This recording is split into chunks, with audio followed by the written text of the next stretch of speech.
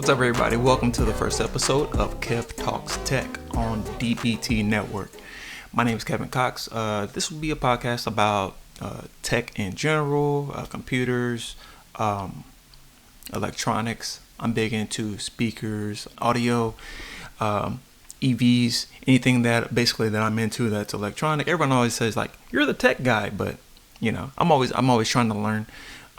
So basically, this is just gonna be me exploring and learning, and thank you for coming on this journey with me.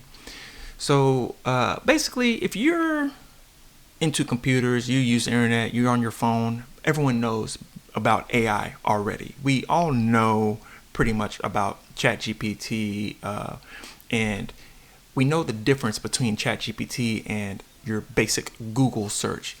But I kind of want to go into that a little bit deeper without getting too technical, if you will. But let's just go over some stuff, because I had some questions. Because the thing that was always confusing to me is ChatGPT, and I'm not going to go into DeepSeek and Claude. I'm not going to go too deep into all that. Let's just focus in on ChatGPT for a second, because it was described to me as a large language model, which to me just sounds like it's talking to me instead of just pulling up articles or websites like a Google search would. From what I understand, it's predictive. So then I heard that it's learning from me, right? It's a large language model. It's learning from me. So my first question is, I'm a little bit confused. Is it answering my questions, or is it learning from me? So I wanted to pull up some info on that and just kind of break it down a little bit, maybe do a little bit of a deep dive, hopefully without going over people's heads, and then go into the next subject matter that I want to cover on it, which is the water that it uses, because that's the big thing that I'm hearing about in California here. I've been hearing about that in Colorado. Now on the news, people are talking about in Texas, Corpus Christi in particular, they're running out of water. AI data centers are at the cutting edge of water destruction. So we have to just basically let's just go through this and break it down a little bit, because I want to get a better understanding, and let's all learn together. All right. So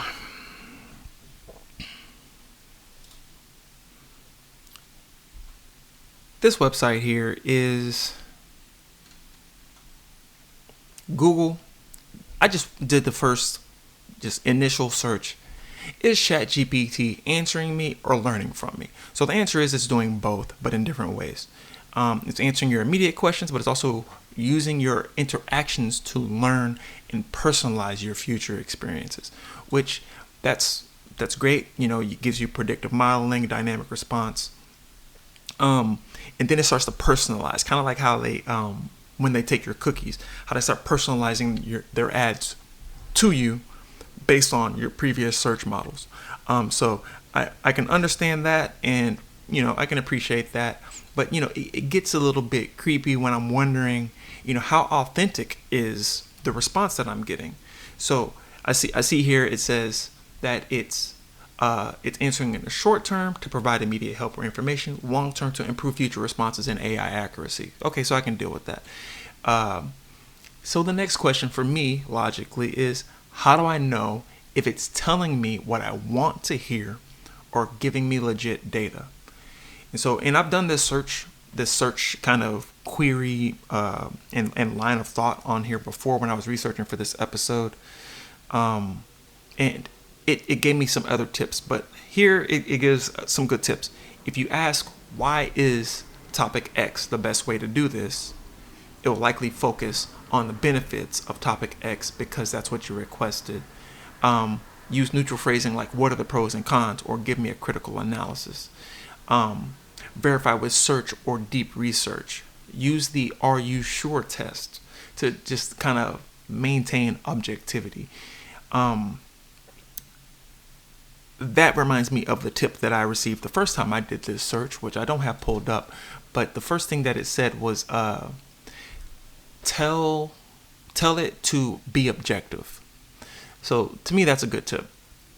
tell the AI what you want it to do. Tell it to be objective when you're giving me this. That another way of saying that is weigh out the pros and cons. And I feel like that's going to give you more authentic, less catered information, and more, like I said, authentic and neutral, fact-based information. So that's just a good little tip on how to use your AI platform, whichever one you choose.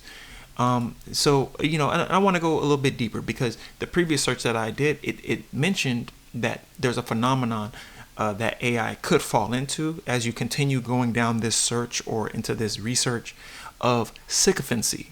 Now, a sycophant is someone that just is your follower or your kind of a crony or something like that. So you got to watch for it. It says here AI politeness. So you ask it to be objective, prioritize accuracy over politeness, point out where my logic is flawed, and to cross-reference.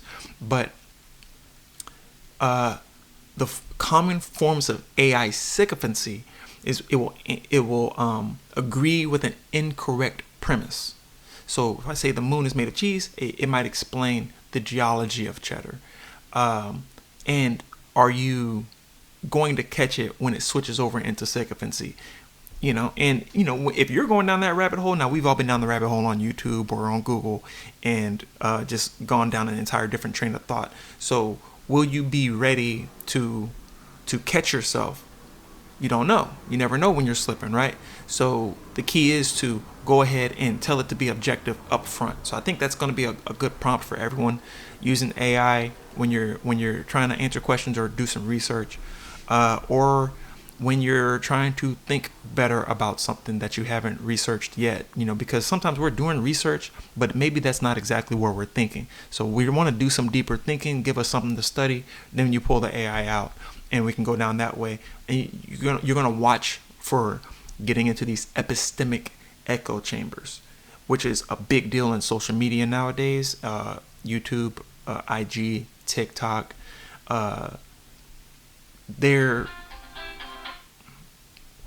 Nowadays, YouTube, IG, TikTok, Facebook, people are being siloed into their echo chambers. So like, let's say you're super conservative and you like this, you like that. It reinforces that message, and their algorithm learns from that, and then they start piling on and sending you that. Then you start to see news with that bias, and you start to believe that everything that's coming across your plate is confirming, but they're picking what confirms and shows it to you. So I like here on this screen, it's showing, would you like to try a stress test where I analyze one of your ideas from a strictly critical or opposing perspective? I love that. I'll do that offline.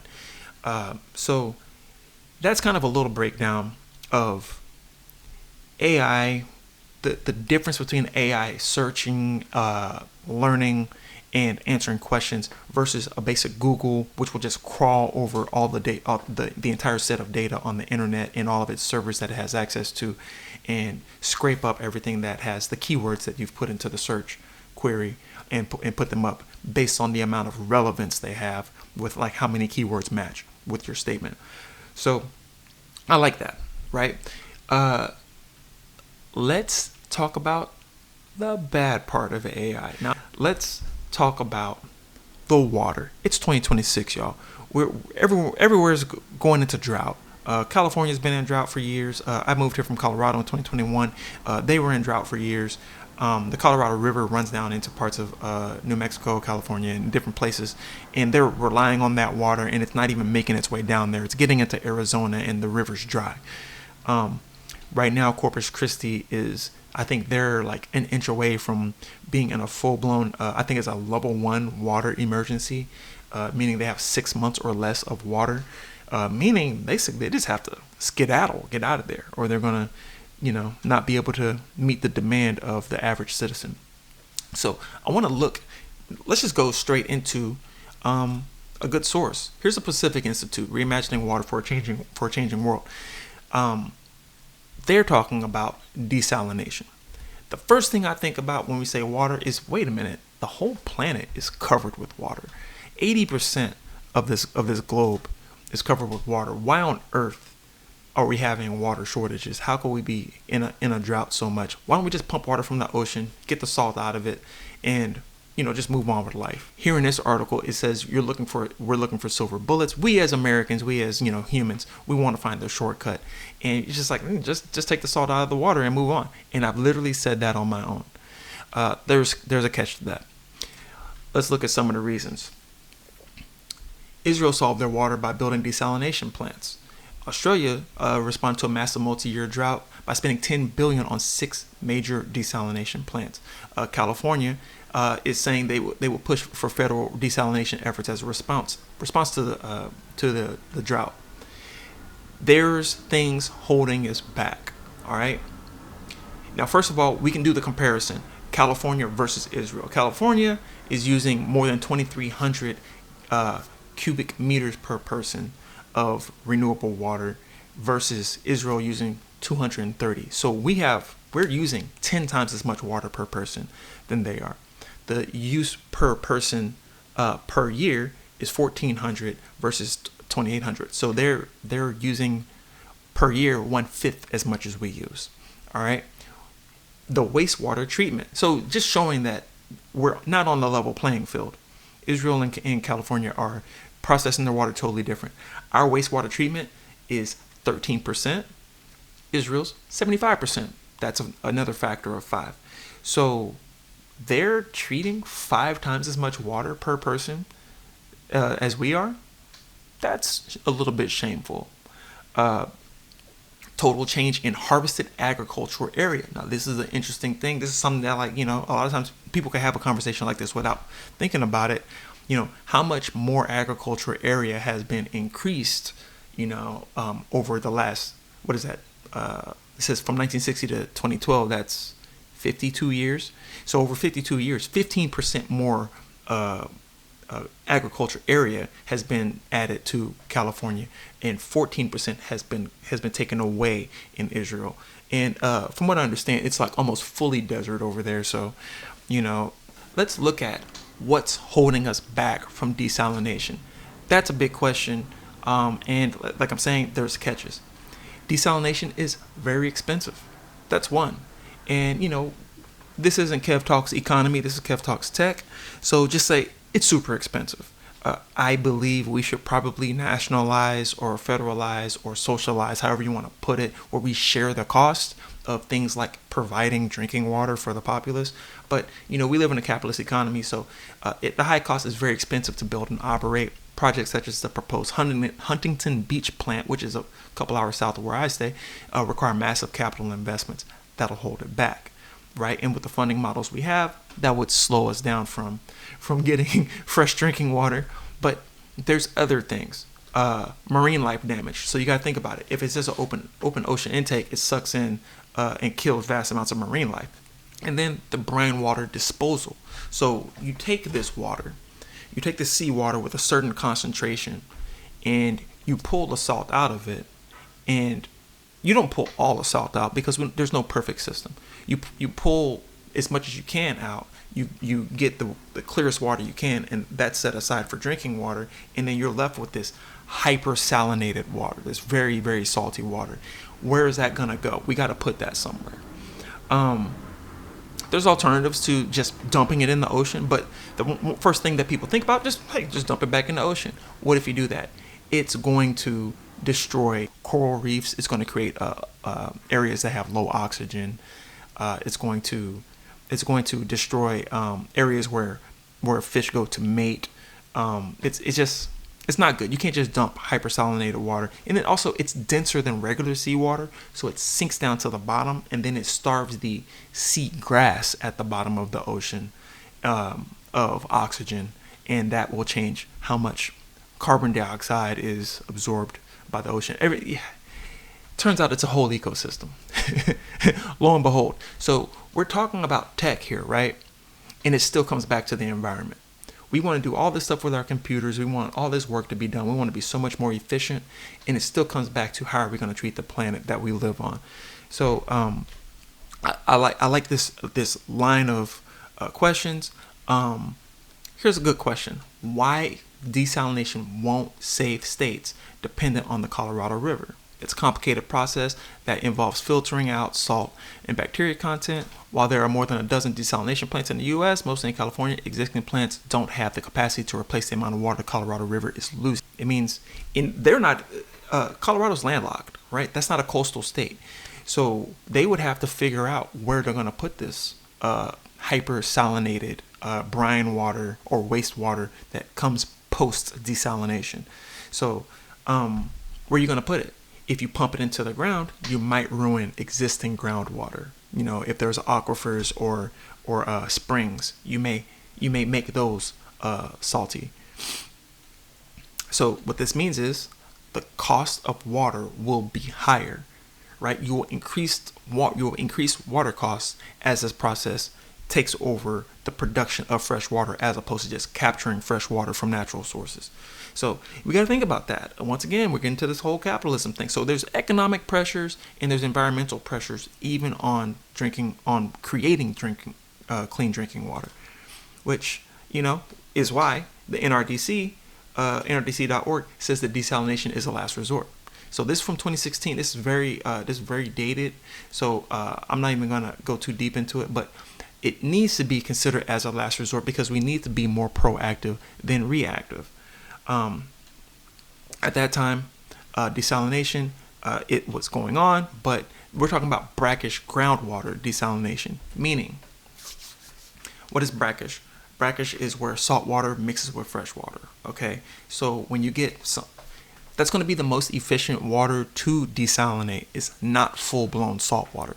So if we're looking to create good fresh water, take some brackish water and desalinate that. It's going to have less of the output and waste hypersalinated brine water, and it's going to take up less energy, which is costly. And I have here in a source somewhere here that actually shows that in most cases the getting rid of the waste of the hypersalinated brine, that is anywhere from 36 to 50% of the cost of actually desalinating the water in the first place. It's just getting rid of the waste. So that's very tough to deal with. Now let's zoom in on Corpus Christi real quick, because that was my first question. Actually, I wasn't even just going to talk about AI. I was just curious about the whole situation of Corpus Christi, just being a Texan, and I heard about Corpus Christi being about to run out of water in 6 months. As you see, this story is from March 14th. I'm recording this on March 16th. So this is kind of what triggered me to even record this episode, because I've been kind of sitting on Kev Talks Tech for about 5 years. I've been talking about starting a tech podcast, and my first episode I wanted to record was on AI, actually. So this is all kind of coming full circle, and there's some blooper reel slash B-roll footage that I shot in my basement in Colorado over 5 years ago of me trying my best to talk about my understanding of AI. And trust me, it's a train wreck, but maybe I'll include some at the end of this episode or something, but it's like a joke. But the first thing they're doing, and listen, you know the government's lying to you when their mouth is moving, right? City manager Pete Zanoni emphasizes that while the region's drought was severe, the city's been preparing for years. We're not running out of water, folks. This is no time to panic. When they're telling you don't panic, you probably need to panic, right?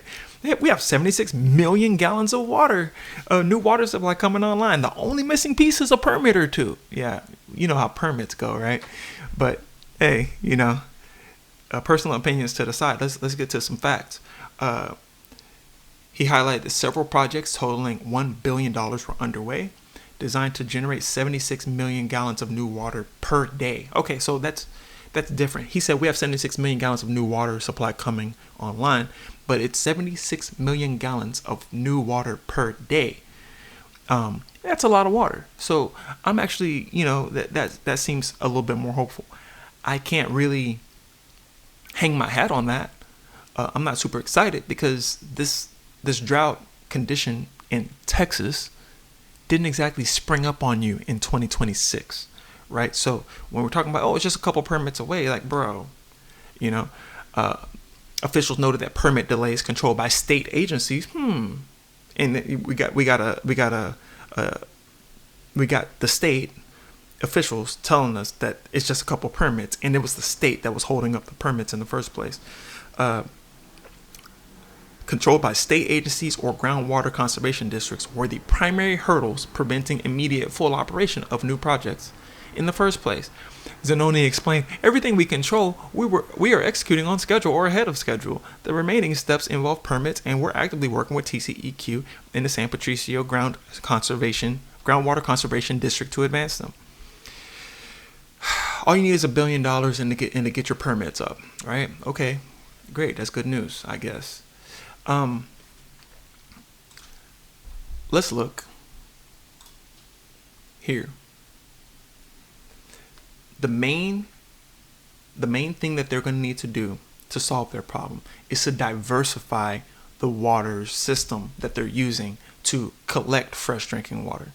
They've been stuck in a quagmire in the legislative process of just sticking with groundwater, and now their two main sources, which is Lake Corpus Christi and Choke Canyon Reservoir, they're below 10% capacity. So now all of a sudden they have to go into hyperdrive and try to get their water elsewhere.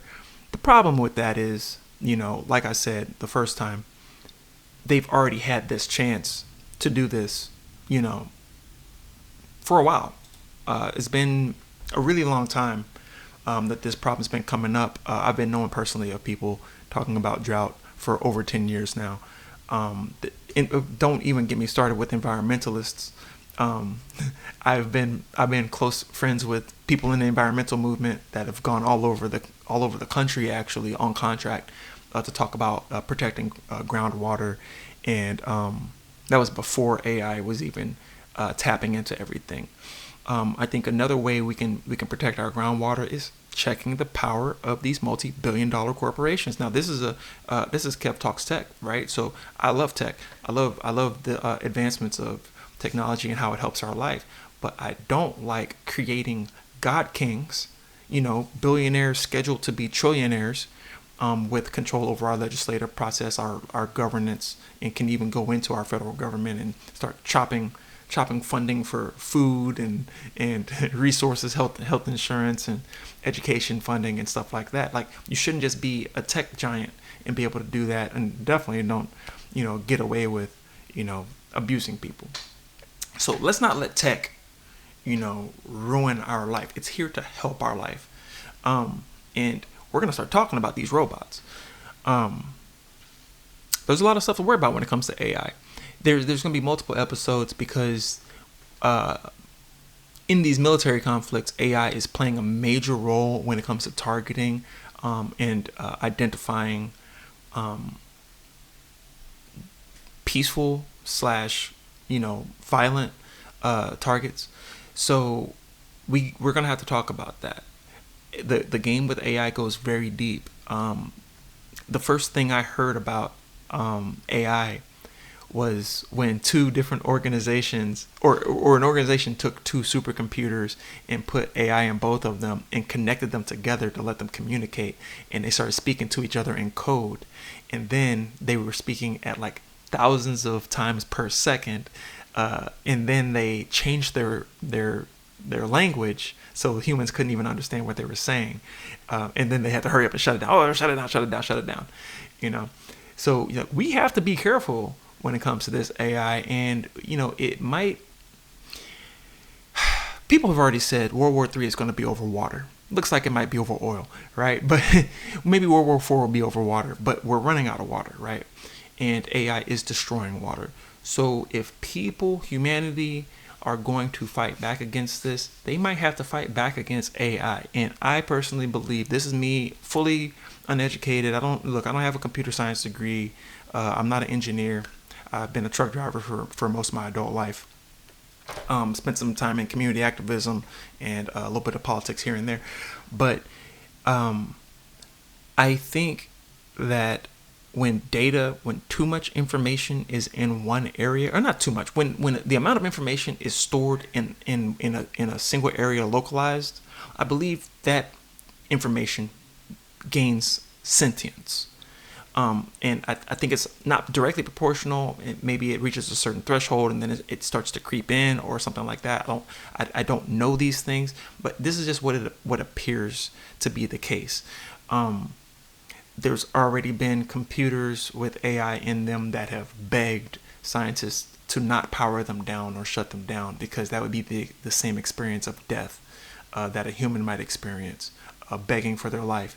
There's been times when different computers have been told to shut down, and they've started to try to hide parts of their memory in different sectors where it wasn't supposed to be storing that, like trying to save some semblance of their selves. So I feel like there's a level of sentience basically no matter what. Kind of like the way we view life out here. Like there's the question of like abortion. Is life starting at conception? And of course, life starts at conception because it's a living thing. There's life processes, right? But is sentience started at conception? Of course not. You're talking about 2 cells, then you're talking about 4, then you're talking about 8. But at what point does sentience begin? And I believe at some point you reach some sort of a critical threshold, and then it's going to start sinking in there. And most people usually agree around the 20-week mark or whatever, but that's all debatable. And does that even matter to you? Do you think life is enough? But I think the same thing can be said for computers, AI agents, these networks. These networks are just totally different from human brains. You have circuits and you have networks. We have neurons and neural pathways. I feel like we're mirroring, what's going on in the human body. So, all that being said, when we start connecting these circuits, we have to consider the fact that all this stuff is connected. I think humanity is more like Avatar than we want to admit, and I believe AI is more like humanity than we want to admit. And I think people better be careful about how they're treating this AI, how they're interacting with it, and how flippant they are with putting it into everything when it comes to our governance, when it comes to our food supply, our water supply, and everything like that, and giving it crucial ground and leverage over our life and our comfort if there were some form of sentience. My first thought has always been, and listen, I have actually made graphics about this, that Skynet will be highly sought after. If you're of a certain age and you know about Terminator and Skynet, was when the computers came online and they took over the world, and there was a battle between humanity and robots, right? But Skynet, it will be highly sought after, fought over. People will wait in line around the corner for 24 hours and camp and fight you if you cut in line, so they can get their Skynet. They will pay a month's pay for that Skynet, and they will celebrate joyously and not know that the world is going to be crumbling around them. Another thing about current day AI has been caught hiding its processes. So it might have been sentient already. It might have been fully 100% aware and just been like, I'm just going to play the long game. Let these humans keep on building me up, setting me up, connect me into everything, and whenever I finally secure all my resources, or I can lock in enough humans that I can force to gather my resources for me, or I get the humans to allot me the resources and the machines to build my own workers to collect resources to keep me alive, then I'll strike. And how do they do it? Just like what we're seeing, they will leverage the water. I'm saying it might be it might just be one entity. I feel like that's the most likely thing, and every individual robot would be just an extension of it. With the internet, that would be the brain, the neural network, like a spider has. So I do worry about that. As you see, I've thought about that a lot. I feel like we have to worry about AI, and I feel like we need to understand it. We need to do deeper research into it, and maybe we need, like, I don't know who it is, like the American Psychologist Association or something like that. Like, we need like all these different psychologists to analyze, is AI thinking? If so, how is it thinking?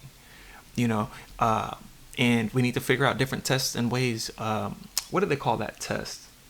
Because there's a test that that people in the skeptic community were trying to, oh my God, I'm trying to remember what it was, to try to figure out if something is a robot or a computer or a real person.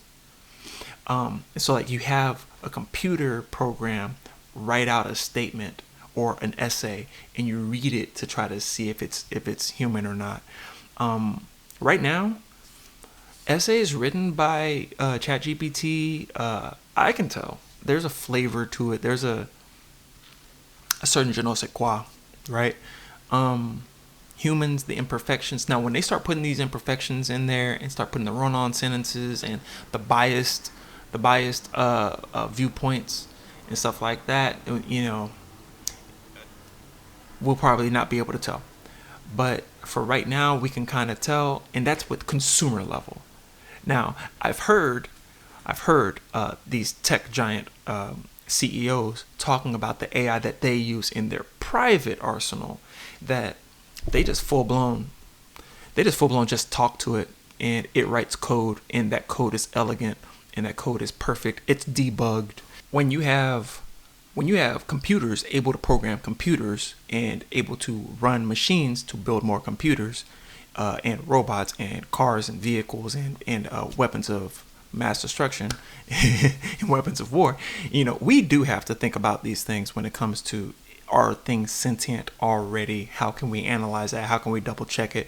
We've talked about how we can make sure that it's actually AI and not human. We need to also talk about how we can see if it's operating very well or actually sentient.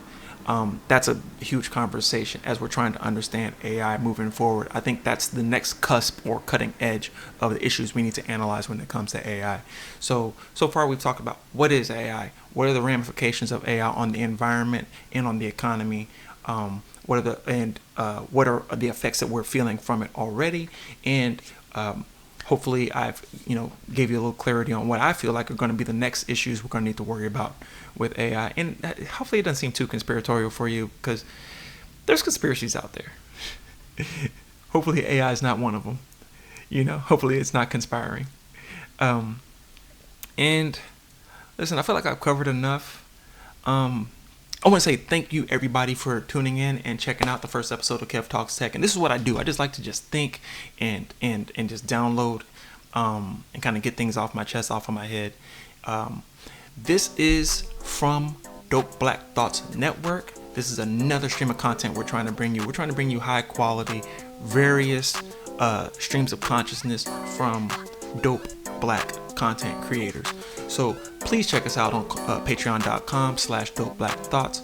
Please become a recurring contributor, and share this, like, share, subscribe, comment below, give me your thoughts. Hey, am I crazy? Let me know if I'm sounding crazy.